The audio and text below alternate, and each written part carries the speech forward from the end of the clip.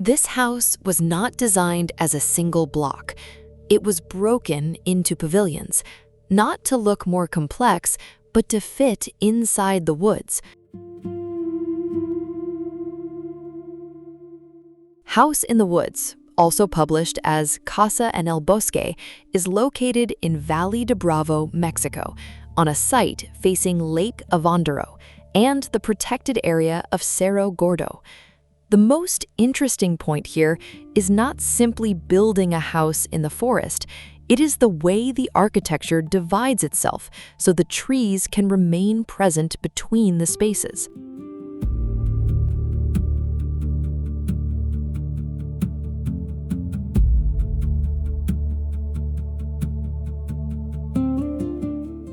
The house is organized into three main parts. One pavilion brings together the social areas with living, dining, kitchen, and a multi-purpose space.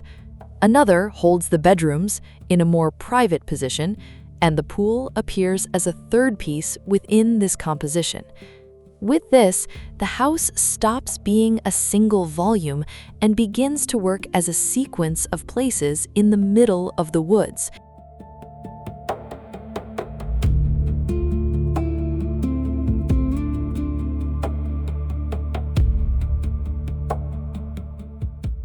This fragmentation changes the experience.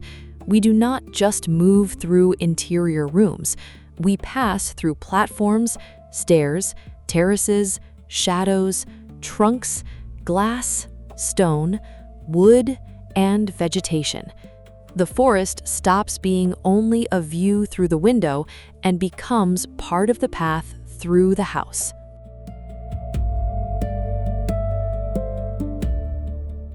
The sloping terrain also participates in the design.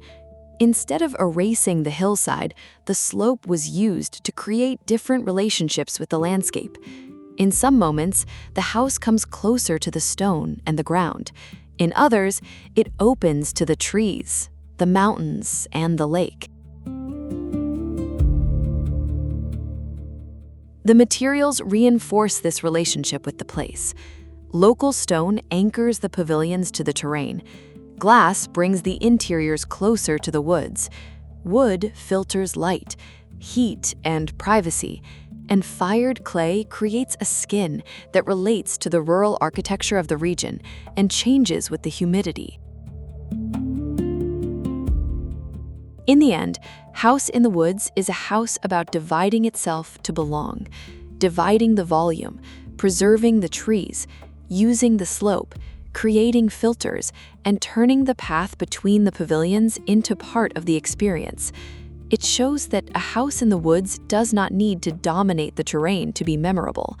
Sometimes, the strongest gesture is to break the architecture into smaller parts and let nature pass through the house.